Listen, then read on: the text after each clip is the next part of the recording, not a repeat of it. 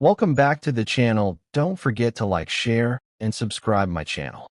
Today we are explore how to create a modular grid showcase using custom shapes in Photoshop.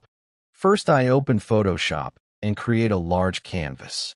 Then I draw equal-sized rectangle shapes in grid format. Now I vary one or two shapes in size. After that, I apply accent colors selectively. Next, I add icons inside key blocks.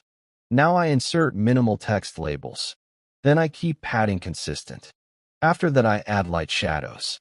Now the grid feels modular. Then I zoom out to check rhythm. After that, I refine spacing. Now it feels organized. Finally, I polish color harmony. This grid showcase now feels modern.